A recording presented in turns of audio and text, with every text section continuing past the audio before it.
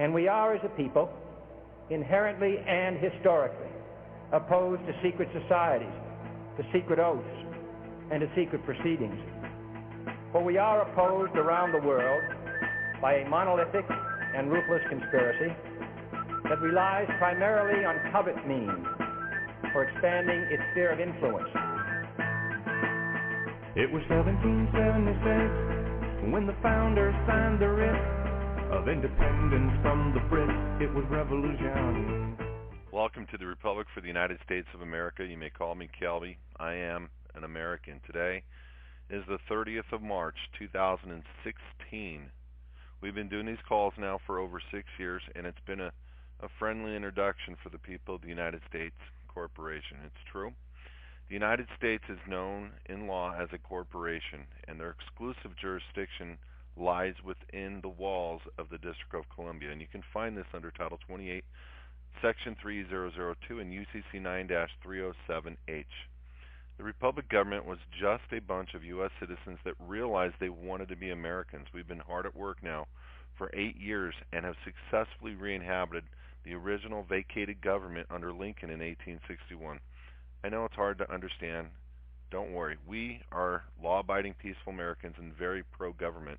You can consider the Republic members are tired of the corruption. See, we found in the law that there's two forms of government here on the land, and we actually did something about it. We're the people. Mothers, fathers, sons, daughters, we have families just like you. We simply found some information, some truth, and now we're sharing this important truth with the rest of the world. So get ready to hear things that sound amazing, and get ready to understand that you too are about to be a part of history. We welcome each one of you to the Republic for the United States of America. Please bow your heads in prayer. Father God, we want to thank you for this opportunity to serve you in a capacity like none other. Forgive us, Lord. Forgive our nation. Heal our land. Bring about a repentance to the people in their hearts for setting aside a godly way of life. Lord, bless this nation. Bless this call. We pray this in your Son's name. Amen. What I'd like to do is yield the floor to Mr. Dan Happel. Dan?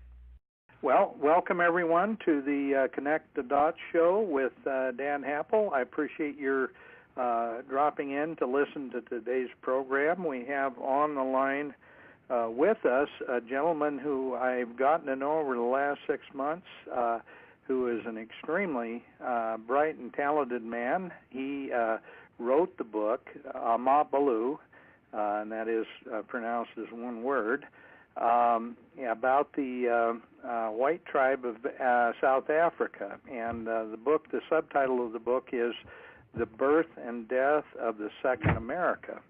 And there are a lot of parallels that are going on in the United States today that have already occurred in South Africa, and there are a lot of things that we want to talk about and bring before the listening public. And Harry Booyens is about a 10th generation, I think, South African. His family has been on the continent for 350 years, and he is a PhD in nuclear physics. He is well recognized around the world as a award-winning PhD in defense and aerospace, and he is a gentleman who also has a lot of talent as a writer, as his book certainly demonstrates, and his knowledge of genealogy has made him also award-winning in that realm. Harry, I would like to welcome you to this program, and I would like to start this conversation with a quote that I think is extremely worthwhile, and that is a C.S. Lewis quote. Of all the tyrannies, a tyranny exercised for the good of its victims may be the most oppressive. It may be better to live under robber barons than under omnipotent moral busybodies. The robber baron's cruelty may sometimes sleep. His cupidity may at some point be satiated, but those who torment us for our own good will torment us without end, for they do so with the approval of their consciences. Harry, with that said, I would welcome you to the program and thank you for participating. Well, Dan, thank you very much for the opportunity here. If you'll allow me, though, I think your accolades went a little bit too far, and that I'm not a nuclear physicist. I'm a regular solid-state physicist. Never had anything to do with nuclear stuff. But thanks for having me here. Well, thank you. I stand corrected. Harry, I wanted to get right into the program talking about the history of white South Africans, the Dutch and the Huguenots, and the different groups that settled in South Africa. I know that originally they touched ground in Cape Town in I believe it was 1652.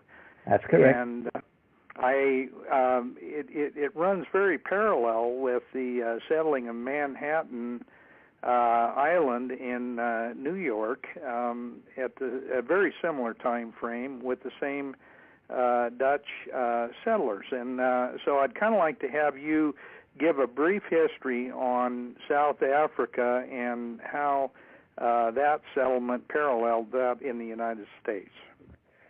Okay, I'll do my best to give you the parallel history of South Africa in 30 breaths. Like the United States, in South Africa, we had the Dutch arrive, in fact, in 1652, April 1652. And there was, again, as with New York, it was a mixture of Dutch and Flemish people. And it took about, let's say, around about 30 years, a little bit more than that, before the French Huguenots arrived, having been driven out of their country. About 200 of them settled there as well. And that is why today, if you meet a typical, as I would say, post office issue Afrikaner, he's about 40% Dutch, 30% German, and 25% French, and then a little admixture of 5% everything else. About 50 years after the arrival there, they, for the first time ever, overland, white people met black. It took a full 50 years, effectively 2 generations. So that was about 1702, when a hunting party of white men met up with a raiding party of black guys coming from the northeast down the coast. That happened something like 600 miles west of Cape Town. East of Cape Town. It took until the year 1780, which is 130 years from the founding of the settlement, before white and black first clashed, as in a real battle of any sort. And in fact, in that particular battle, one black nation fought along with the whites against the others.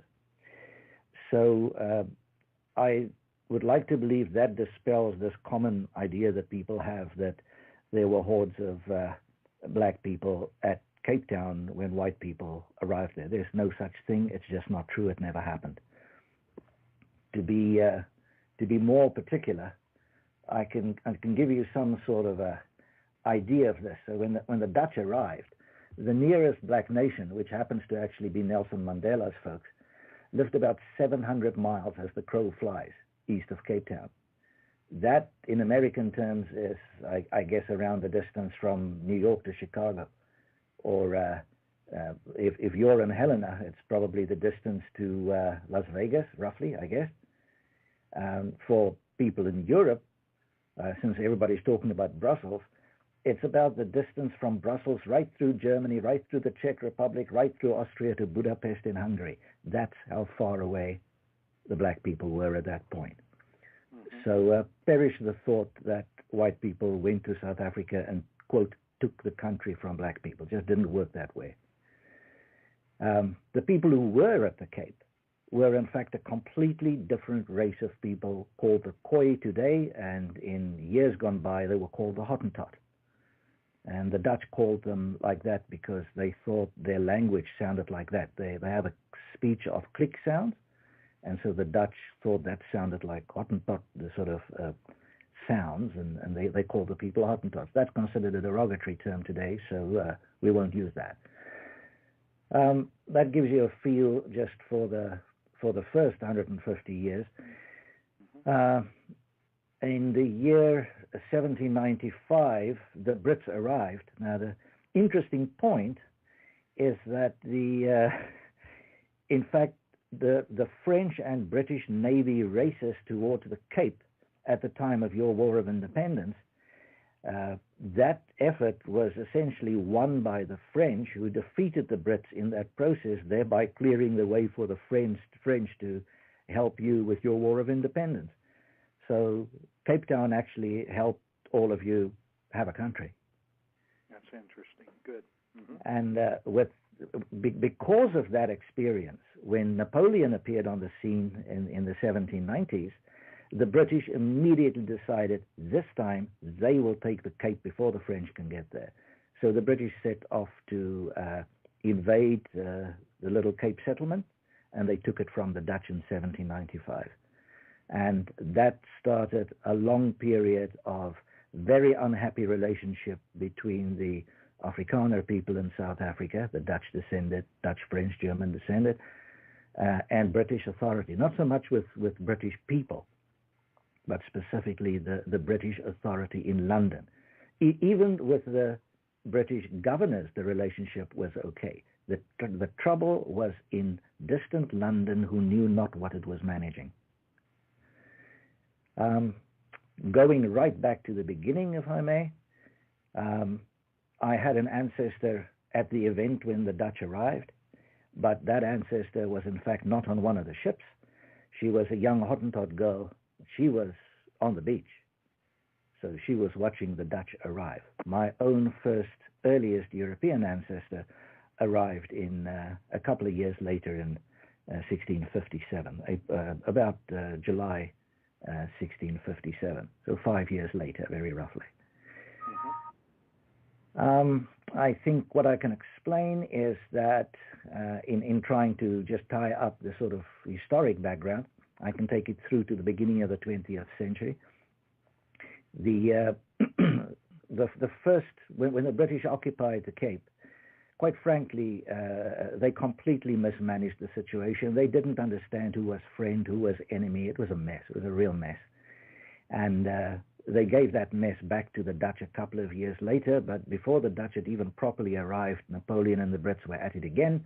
So the Brits came back, this time with 60 ships and an army meant to conquer. And so they really took the place, and when Napoleon was defeated, the Dutch, just like they did with you folks, the Dutch sold us to the Brits. And therewith we became British subjects, not British citizens, but British subjects.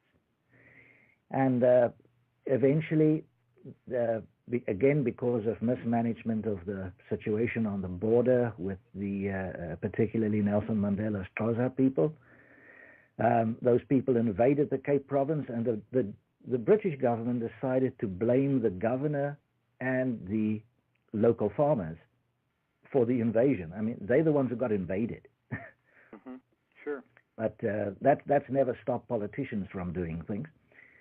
So our guys in the east of the colony, essentially, or the settlement, I should really say, packed their wagons, stuck it all up there, forgot about their farms, wrote a document that was published in a local newspaper and explained that they felt that they trust that the British king had nothing further to desire from them. They took their wives, their children, their oxen, their wagons and their Bibles, and they went north up into the rest of what is now South Africa. And that was known as the Great Trek, which is where you get the word trek in the English language from, and where the United States gets Star Trek from. Oh, really? Yeah, that's good.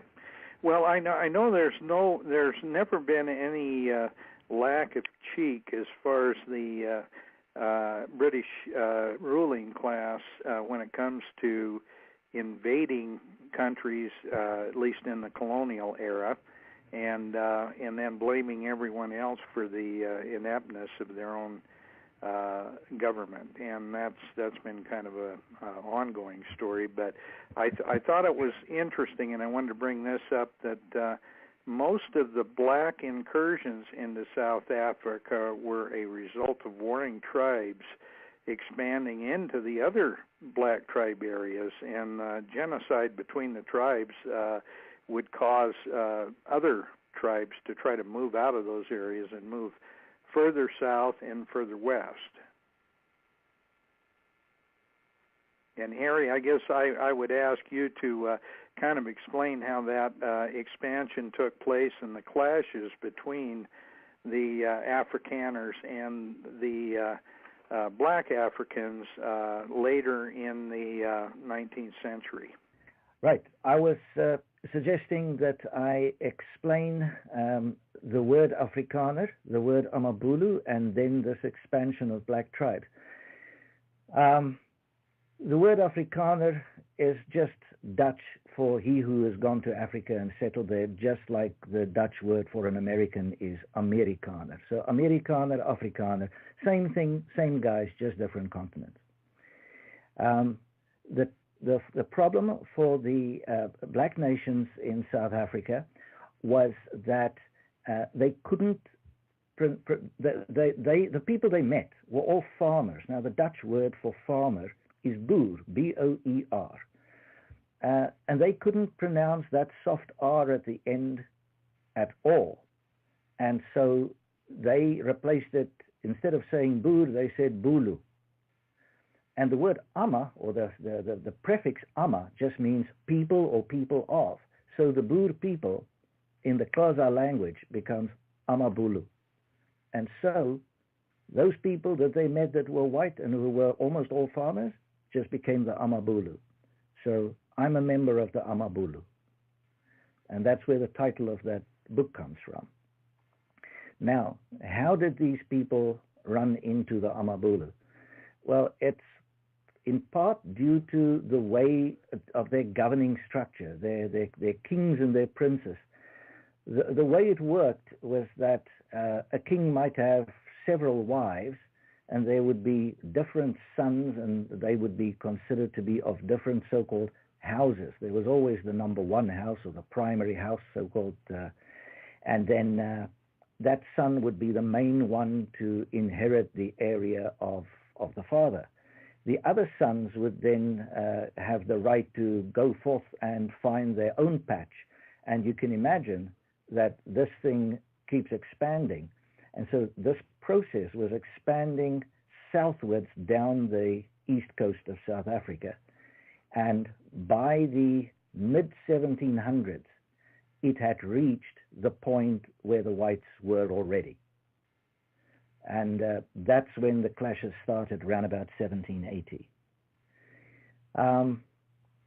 There were several battles between the different black groupings, and these were not fought by the Queensberry rules. Okay, so yes, lots of people died in that process, and there was pretty much semi-permanent war among them at that stage.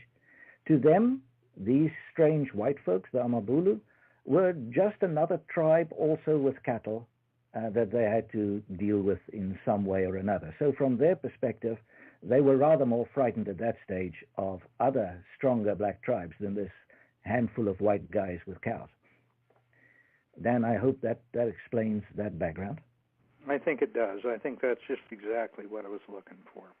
So folks can imagine all of that happening roughly about 600 miles east of Cape Town on a river known as the Fish River, which is a few miles east of where Bartholomew Dyers had to turn back in the late 1400s. He sailed halfway around the Cape and then turned back, and then Vasco da Gama came later to find the sea route to India. So somehow that general area just east of Port Elizabeth in South Africa, that seemed to be where everything always turned. That's where the battles were, that's where Dyers turned, etc., etc. Things seem to happen there.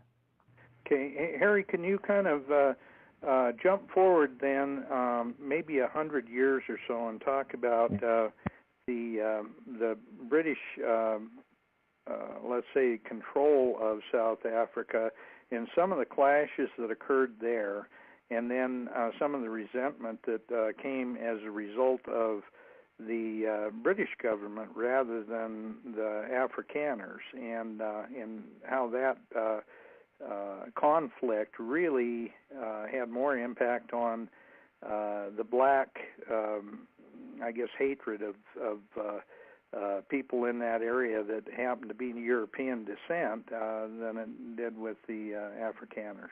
What I was saying is that I'm not going to absolve anybody in the mess that is South Africa. I don't think anybody has entirely clean hands. But it's instructive, I think, to look at the period from when the British arrived until about 1902. In the first roughly 30 years of that, the British were in control, and it was basically fine until they came along with their missionaries, more specifically the London Missionary Society. And this thing was the extreme far left liberal cabal of the day. And they arrived and immediately appointed themselves as the saviors of whoever they could find, typically the Hottentot people. So somebody had to be the pig in the picture, and they decided that the Afrikaner farmers would be the pig in the picture. So they actually went and lamented my ancestors in London. My own ancestors never had any recourse in London. So systematically, this picture of us was painted to all who would listen in London to their philanthropic groupings. And by the time you get to around 1834, you have this invasion by the Xhosa people into what was then the Cape Colony under British management. And the British government preferred to listen to the London Missionary Society and declared the British governor at fault, and the farmers, even including the British settlers who had meanwhile arrived in 1820. So somehow they managed to convince everybody that the problem is not the invader, the problem is the guys who got invaded. And I think you can see certain parallels in the Western world today. But sure nevertheless, don't ever let liberal folks stop you from twisting a picture inside out, you know. Or don't you ever stop a liberal person from twisting a picture inside out. Now, my ancestors, I guess, that was a bit too much for them, so they packed their wagons and went north. The problem is, I can now descend into years and years of unhappiness, but it can all be summarized by saying these guys would move to point A, and then the Brits would annex it. Then they move to area B, and then the Brits would annex it. And then they'd move to C. They did that 6 times. Okay?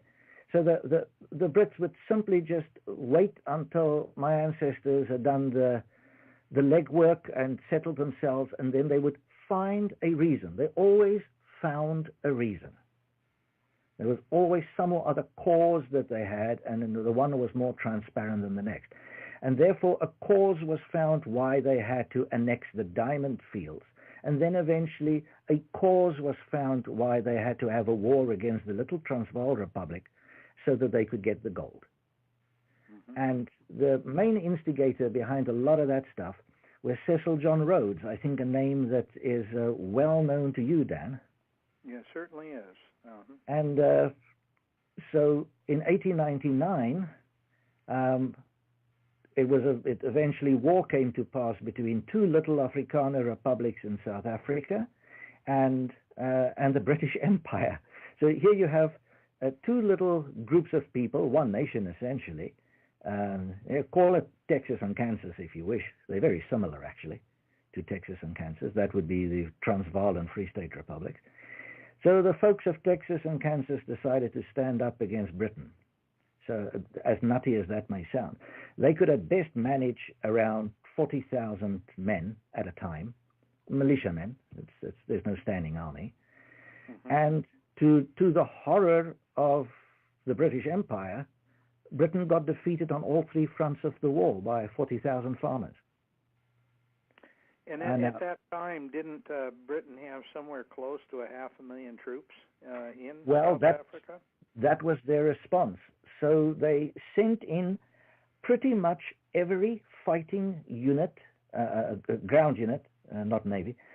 They sent in pretty much every unit in the army that Britain could muster. They brought Australians, they brought Canadians, they even had an American scout. I believe every British unit except those stationed in India and one Lancer group, I think.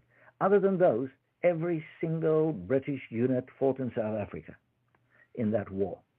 So eventually, by 1901, the Brits had 400,000 men, and the farmers now had fewer than 40,000. Okay? So there can be no alternative outcome other than that Britain would win, which is what happened. But they decided on the way to it to invent concentration camps, and that is how it came about that some 30,000 women and children died in the British concentration camps. So it's not Germany who invented that, it was Britain. But people don't seem to know that. Mm-hmm. And to give you a feeling for the impact of that, my surname, my family name is Booyens. Of those Booyens people who went into those concentration camps, 57% died. Wow. 57%, and most of that 57% died in 2 months. Now, I'm not accusing Britain of, ovens and gas and stuff. I'm accusing them of mismanagement to the point of genocide. Mm-hmm. Because today, that would be called a genocide without a doubt today. It would have been, and frankly, a lot of that was due to not only disease, but some starvation as well. They intentionally and willfully gave a lesser diet with less protein to those children whose fathers were still in the field. That's amazing. That they literally did that, and the numbers and the diets are on record. To the everlasting honor of the British as people, it was one of their own, Emily Hobhouse, who came out to South Africa, looked at the situation, was absolutely staggered by it, went back to England, complained. She was never allowed back under British authority, but the impact was tremendous. And frankly, by the end of that war, it was really the last nail in the coffin of the British Empire, because that war showed to the ordinary Englishman, who was an honorable person, it showed him what his empire had become. Mm-hmm. And the empire really went pretty much nowhere from there. So from there through the First World War and the Second World War, it was down all the way. Even Fareed Zakaria of CNN has made that connection, made the same point. So has Niall Ferguson, who was a good respected fighter. So you can imagine that left very intense feelings in South Africa. In the part of the country where my folks lived, which was a British colony at the beginning of the war, of course, if you dared to fight against them, you would be a rebel. And so several of those folks were executed. And they were basically tied to a chair, shot, and their bodies thrown in a trough with slaked lime. And that was that. So that created even further animosity. So by the time it got to the end of the Boer War, the relationship between Afrikaner and Brit was not particularly good, to say the least.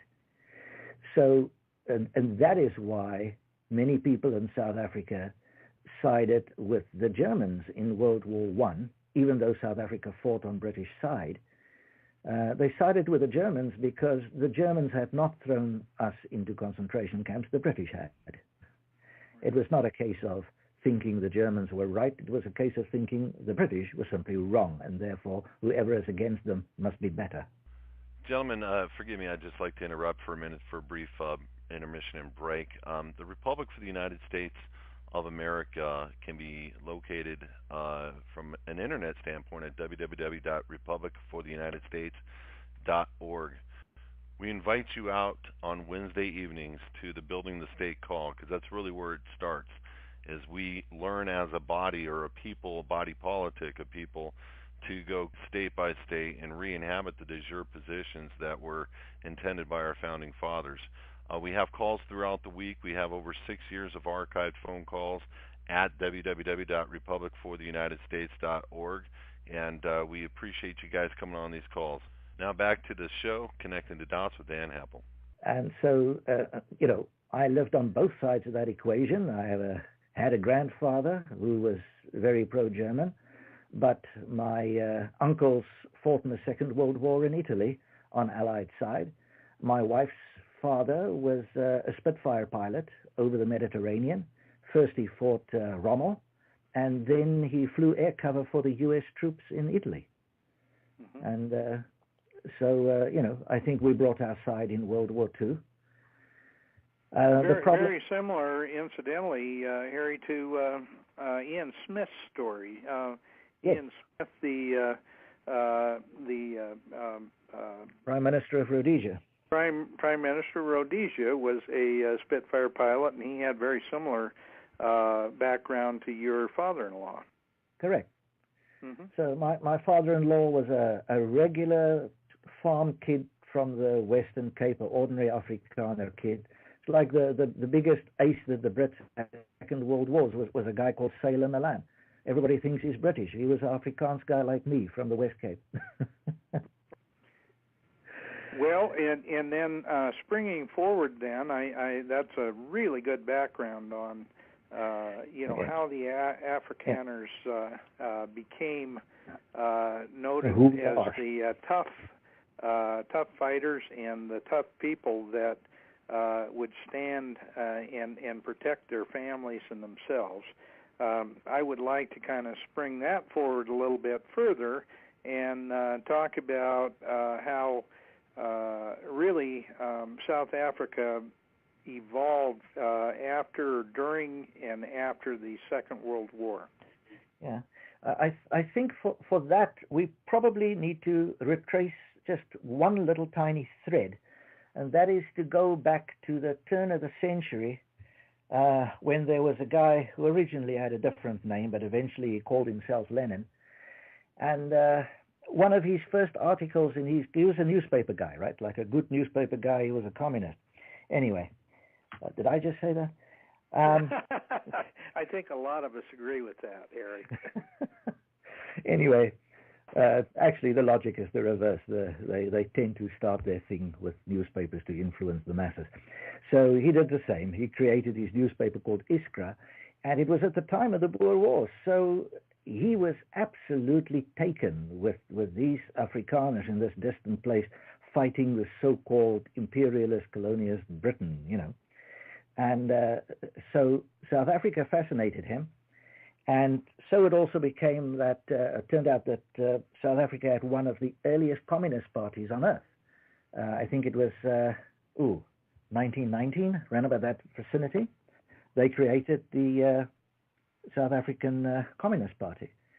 It was lily white to begin with and was based mostly on folks from the Baltic states and on Welsh miners. Mm-hmm. So that was the main stock that went into the DNA of the South African Communist Party to start with. They got some help from American communists, some of whom were only later revealed. But this was then set up, and so they tried their hand at their first sort of instigations of troubles in the 1920s, but were very quickly taken out. Then they went, not underground, but they kind of quietened down until it got to after World War II. So now I can pick up the story at World War II. The important thing, looking through my eyes, now, I was born in December 1953, and because that day is a day of commemoration for the great battle of Blood River between the Afrikaners and the Zulu people, the ANC, which is the African National Congress, which is the ruling party today in the country, almost not exclusively, but heavily based on the black population, and more specifically on the Xhosa people, Mandela's Xhosa people, have always played the main role in it. And just after the war, they and the Communist Party were busy getting together, so they've always formed an alliance. And today, if you look at the South African government, which is vast majority of it is the ANC, they basically give seats to the Communist Party. The Communist Party does not fight elections.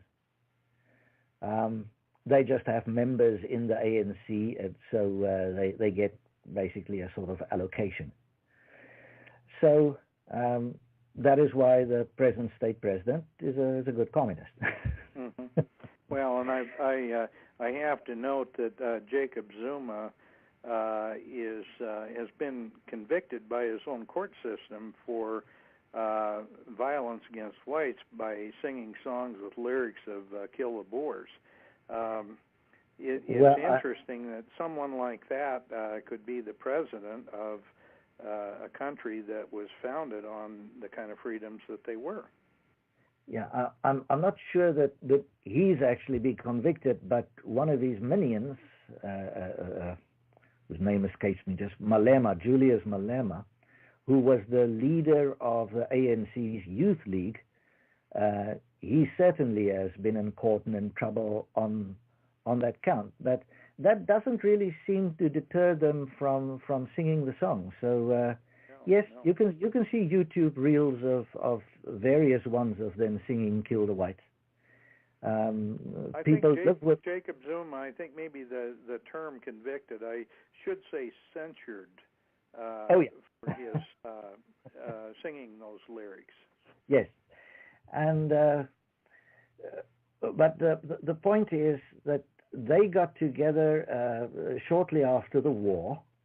By 1952, even before I was born, they had a sort of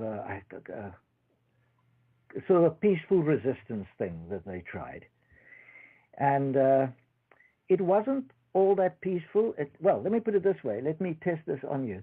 Would you regard a situation where white nuns are killed, burnt, and then cannibalized? Would you consider that peaceful? Not normally. Okay, well, that's what happened. The ANC refers to that as their peaceful effort. Okay, and the nun's name was Sister Mary Aden. Just for the record, you can look that up. You don't have to believe me. Just take the words Sister Mary Aden, stick it in Google, and it will all be revealed. So these days they try to hide those events, but people haven't forgotten. So roundabout, almost coincidental with my birth, Nelson Mandela already asked other members of the ANC to go to communist China to get weapons. The man of peace, right? Mm-hmm. Mm-hmm. So he already tried to arrange that back at that point. The Chinese, circumspect people, decided that would not be a wise move at that time. And so history plodded on, and then we started having events like the Mau Mau eruptions in Kenya, which folks tend to forget about these days. That has some bearing on the fact that your president's father was, citizen of Kenya at that point. Mm-hmm. Then I guess the next stage in events came in the early 60s in South Africa. And South Africa rose to negative prominence in the Western media with the Sharpeville event, when a horde of people protested and the police opened fire. Depending on, you can read the story from all kinds of sides, but in the end, a lot of people were dead, and the police got the blame. And from that moment on, we were the certifiable pig in the picture, and would never ever get away from that. We would never be allowed to get away from that, in fact. So this gets us to the 1960s. By the early 1960s period, Libby, I can give you one or two little short passages here out of what Mandela himself said, if you wish. Yes, please do. So we're talking about 1961, that kind of area. So he was leading the effort at trying to convince the central grouping of the ANC that they should go for violence. And he was up against Albert Luthuli, who was about to get the Nobel Prize for Peace. So he wrote, this is Mandela's own book, right? This is his own autobiography. I myself believed the opposite. I believed non-violence was a tactic that should be abandoned when it no longer worked. At the meeting, I argued that the state had given us no alternative to violence. The chief, that's Luthuli, initially resisted my arguments. For him, non-violence was not just a tactic, but we worked on him the whole night and ultimately agreed that a military campaign was inevitable. After this, Luthuli got the Nobel Prize. So much for the Nobel Prize. Yeah.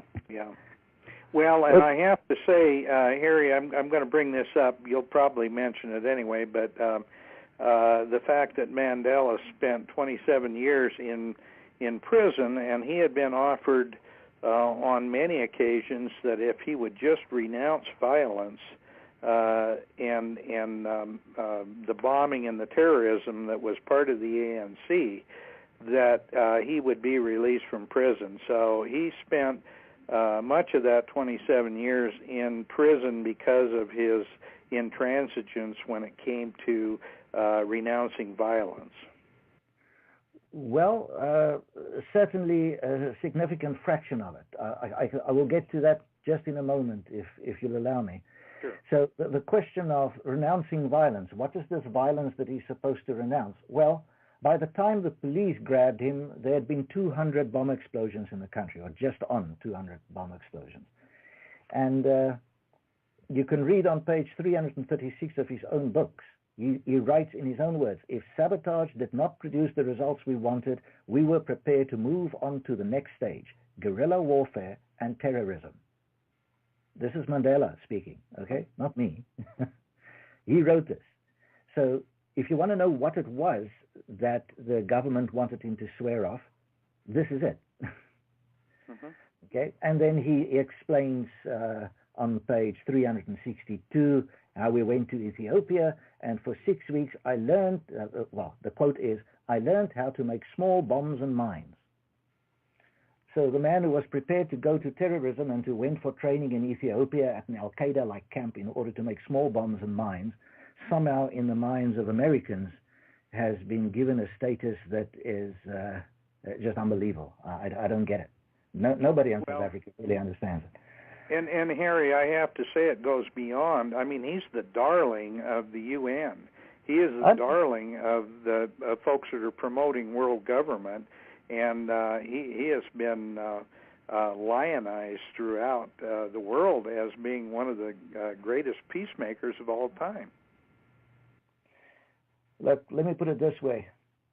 If you happen to be white and far away, the truth about you has no chance. That's good. Okay, so even Kenneth Kaunda, the president of Zambia, right, of a black country in Africa, warned him against his own party's alliance with communists, with specifically white communists. And he talks about it in his own book. So I just really wish people would read Mandela's book. They don't have to read mine. Read his and then decide. It's so frustrating. Anyway, so this picture moved forward. I'm trying to block out major blocks of history. But one thing I have to stop at is around about 1975. In 1975, Henry Kissinger, as best everyone can determine, approached South Africa and specifically asked B.J. Vorster, the then Prime Minister, to help in getting the Russians and Cubans out of Angola. Now, Angola has two countries up along the west coast. The one above South Africa is Namibia, and then, which is largely desert, and then follows Angola. And the Russians had become rather entrenched in there. The amazing thing is some of our guys went to Angola. Lots of Angolans volunteered for this lot. And they were trained up in the north of Namibia under South African Army leadership. And then they entered into Angola to try and get rid of the communist. It wasn't a government yet. It was the communist government to be. The Independence Day was not yet at hand. But already the Russians had flown massive amounts of arms in there, and the U.S., Kissinger in particular, had managed to stop some of the shipments. What then happened was the first Angolan War, in which everything went well until just before getting to Luanda, at which point the Cubans came out with heaps of so-called Stalin organ rockets, right. And the FNLA army that the CIA had put together broke and ran. And that was the end of that effort on their part, but from the south, the South African effort, along with the Angolans from the south, still held true. But this is exactly the point, the moment in history in which the Clark Amendment and the Tunney Amendments hit the Senate. Mm-hmm. And we all know what happened there. You struggled with the Clark Amendment for years. Okay? So the consequence of that was that all further support was cut off, and the Americans left, and the Cubans took over the offices of the Americans in Angola. And I can draw for you a line as straight as an arrow from that moment to 9/11. Mm-hmm. And I know you can, Harry. And one of the things I want to mention is I just recently read a book by Ian Smith called The Great Betrayal, and he was talking about the sellout of Rhodesia by Britain, the U.S., and by implication South Africa under Vorster, and how that was Rhodesia was kind of, even though they were a bulwark against communism, they were kind of thrown under the bus by those folks as a sacrificial lamb to slow the tide of the anti-apartheid rhetoric and sentiment. Yeah, well, the solution that came out of that was that it was to be a deal between Ian Smith, representing the white folks, and Bishop Abel Muzorewa as a moderate representing most of the black folks. Mm-hmm. And,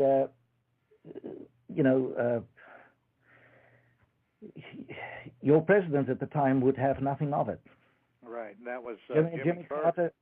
Carter insisted that Robert Mugabe be part of it. He received him in the White House. There are pictures of him being very friendly with Robert Mugabe. I'm sure that gives him nightmares these days. If he is as moral a man as what he is portrayed, then I'm sure he has nightmares about that. But he certainly hugged the devil. Mm-hmm. And and that the inclusion of Mugabe, the insistence on the inclusion of Mugabe, was the death knell. That was it. It was a possible solution. And the other thing that happened, and Harry, you can, I'm sure, elaborate a bit on this, but every time there was an agreement, it was always said that the Rhodesian problem was to be settled by Rhodesians between the black and white population. And yet every time that they came to a reasonable, let's say, compromise, the Brits and the U.S. primarily, with some collusion from the South Africans, would intervene and change the rules of the game, and it sort of ended up, as Robert Bork would say, sliding into socialism, only or slouching into socialism. Only this would be more slouching into communism. I would put most of the blame in that exercise on the British. You may want to read Kissinger's book of that period. His disgust with the Brits is equal to mine.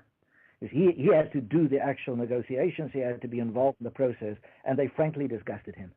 And he talks about the fact He talks about the fact that he found the Rhodesians to be completely honorable men for whom he had some concern. Okay, so the 1975 thing created a major problem in that now the Russians had a foothold in Africa. They had bases, very nice bases. They had a Cuban proxy army. They had everything they ever wanted.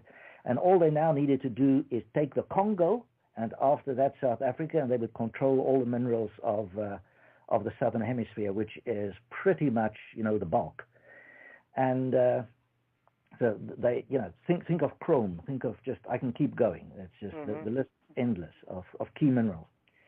So the problem is that the Russians then, using that as a base, started going after the Congo. They started going after Ethiopia and Somalia. You start hearing places, the names of which sound familiar.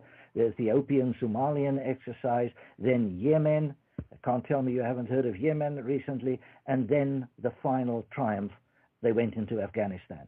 Why? Because as their own ambassador, de Brennan, says black on white, having gotten a free hand in Angola, they felt they could proceed and eventually, to top it all, Afghanistan. And Afghanistan, together with Somalia, gave you bin Laden, and that gave you 9/11. So you can go right back to 1975 and trace the whole mess to that moment.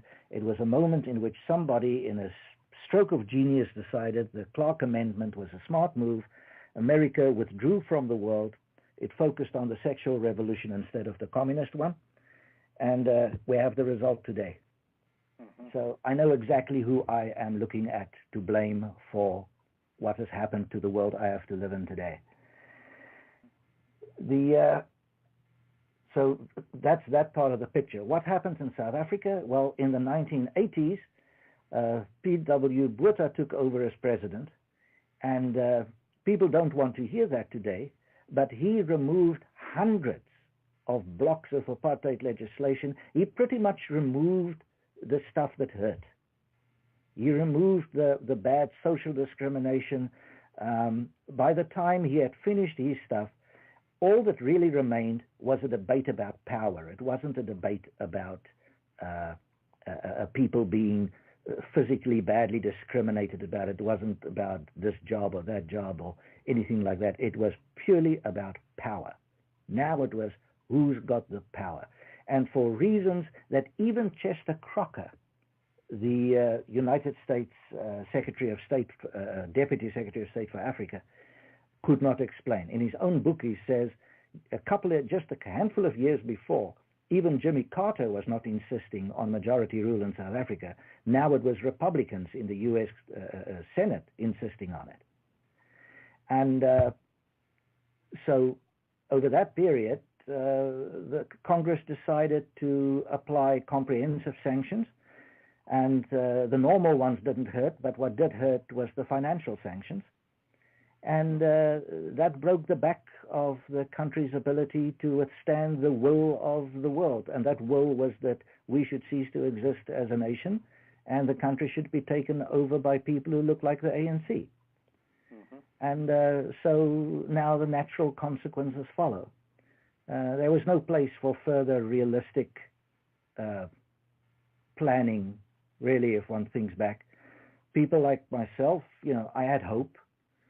In 1994, with that big election, I thought there's a chance one could make it work. Took about 5 years to disabuse me of that notion. And it can't work, it won't work, it will never work. So communism controls most of Africa now, and as a result of that, and you alluded to this, but as a result of the communists and the oligarchs that control most of the continent, even though it's got the greatest concentration of natural resources in the world, in one area, poverty is at the highest level that it's ever been, because of the fact that communists and oligarchs rule the whole continent, or at least most of it. Yeah. I would, you introduced this all with a quote from C.S. Lewis. I would love to add just a little bit at the bottom of that, if I may, and that is a little rider that says, unless, of course, the robber baron happens to be a communist. That's perfect, Harry. That's perfect. Can you talk a little bit now about South Africa today? And I know that the Boers, the white South African farmers that are still there, have the highest per capita murder rate in the world, and there are a lot of problems there. A lot of the industries and so forth in South Africa are beginning to fail. And talk about where South Africa was in the 1960s and 70s as far as their place in world economy versus where they're at today. Well, here's the ironic thing. There is no way you're going to get me to defend apartheid, because I think it was dumb. It was more dumb than it was evil. But the growth rate of the country under that in the 1960s was immense. In fact, so high that Time magazine felt it had to expound on it. You can go and find the Time magazine article that does that. So economically, it worked. And that is why today you'll find many black people in South Africa who say apartheid was bad, but I had a job. Mm-hmm. And or you can listen to the old woman of mixed race in the middle of the country that I spoke to in 2012, who sort of screamed at the heavens and told me in the time of apartheid we had to go around the back door of the white man, but he always had a job for us. And now there's nothing. There is nothing. That's how she screamed through tears. She's just very upset. And that that's sort of almost like a dipstick test right there. But the picture, if you want to summarize it today, is that the country's economy is in serious trouble. It was a country in the 1960s that was serious competition for Canada and Australia. Today, it is not even the biggest economy on the African continent anymore. The gold mines used to be the leaders in the world. They're now number 7. It's just one long, massive slide. In terms of infrastructure, it is going to pieces. The roads are busy collapsing. It is potholed everywhere. And then they say they're going to create jobs to fix the roads, which means that somebody sits next to the road and actually fix them. It's just as though everybody, once they get a job, they don't actually do the job. The essence of getting a job in this new culture is to have it, not to actually do it. Mm-hmm. And so the end result of all of that is that the administration of a number of provinces are bankrupt. They're having repeated trouble trying to bring in people to, for example, recover the Northern Free State area because it's just repeatedly collapsing. You have the Chinese buying major sections of real estate there and setting up businesses there. The state president considers China the biggest trading partner, certainly not the United States. First place he visited when he came to power was China. He didn't go to the U.S. I'm not sure he's been to the U.S. yet. Mm-hmm. The planes in the Air Force basically aren't flying. We've had a government minister type in this last week actually suggesting that the whites stole the aeroplanes. And of course, all you can do is laugh, and that's what the folks down there do. But this kind of junk is actually believed by the ordinary voting population. And they bought those planes from the Swedes, and it's planes that the Air Force never wanted. It doesn't matter anymore because the people who mattered in the Air Force are gone. It's now just others who occupy the space and don't actually do anything. I'm not sure what the Army is worth as a fighting force today. It would be interesting to check it out. The country itself you can view as coming in 2 pieces. That bit that is east of a line between Port Elizabeth and Windhoek, east of it is dominated demographically by black people, and to the west it's dominated demographically by people of Khoi descent. And the whites are sprinkled all over. And the west of the country, reasonably well run, things work, good holiday destination. You'd swear there's nothing wrong in the country if you went there. Looks like any other Western country. Proceed as in San Francisco. Okay? Go east of that line, and you're in trouble. Unless, of course, you make a short hop to Joburg and take a flight to the Kruger National Park to watch the lions and then pretend you've seen South Africa, as most tourists do. Because they haven't seen South Africa. They've seen the lions. They've seen Robben Island. They've gone ooh-ah at Nelson Mandela's jail. They never saw the comfortable one where he had a house to himself with a pool and a guy to cook all his food. That bit never gets mentioned. But anyway, they go to Robben Island and stand there with their hands on their hearts and cry for humanity and Lord knows what else. And then they fly and go and see the lions in the Kruger Park, and they go back home and they say, ooh, South Africa is wonderful. Mm-hmm. Well, it's not. It's a hell to live in. Can you kind of describe some of the violence and some of the crime rates and so forth in South Africa now? And then I would like to jump into where you see parallels with what is happening in the United States. As far as the crime rate is concerned, the most exposed population is the white farming population in South Africa. The death rate among them, the murder rate, is way higher than, for example, the death rate among the police. And in fact, it was, I did some of the stats in 2005. The farmers were dying at a higher rate than U.S. soldiers per capita, dying at a higher rate on farms in South Africa than U.S. soldiers in Iraq at that point. So it's worse than a war zone.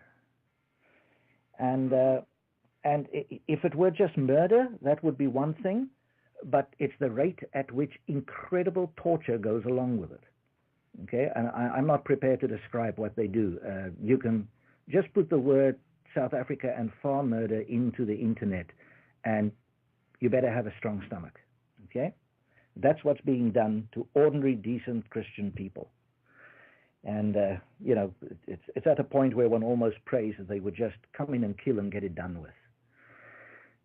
Now, that's terrible.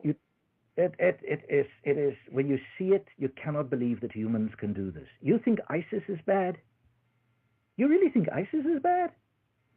Wait till you see what the people under the ANC do in South Africa.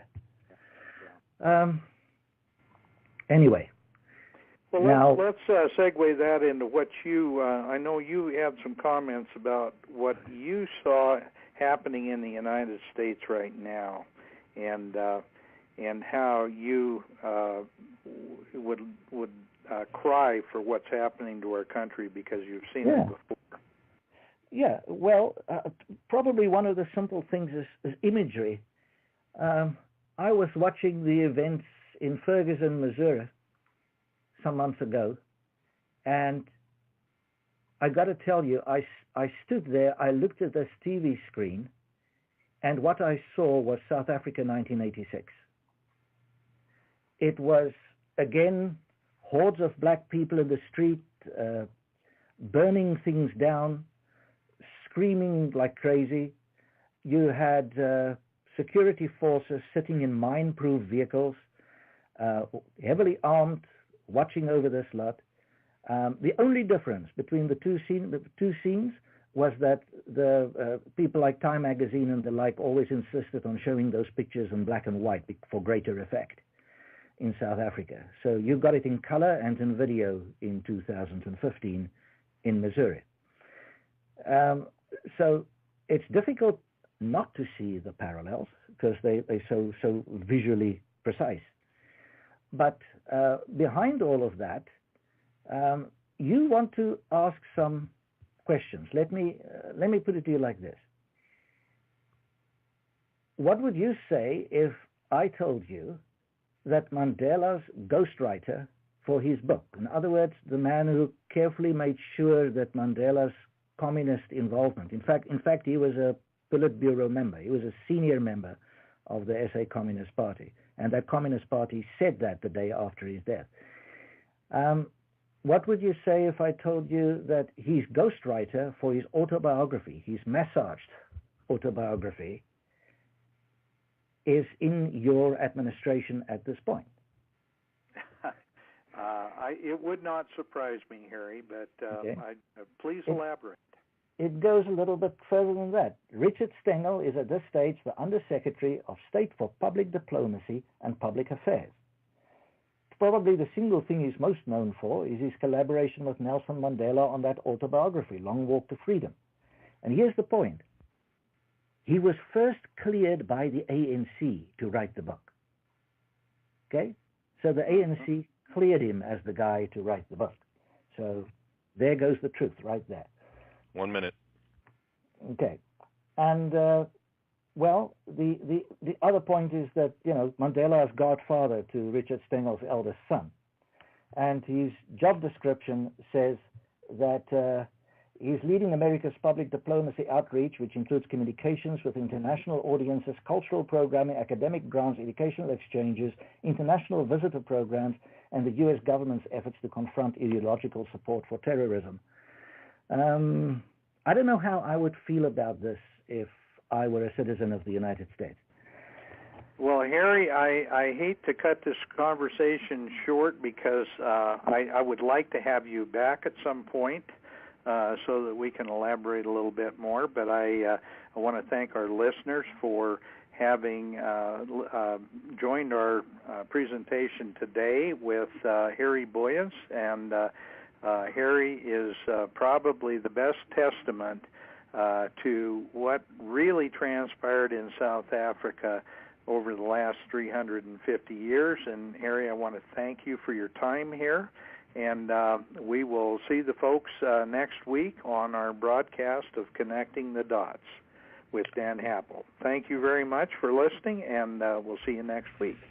Thanks for having me. I have read a fiery gospel writ in burnished rows of steel. As he deals with my contemptors, so with you my grace shall deal. Let the hero born of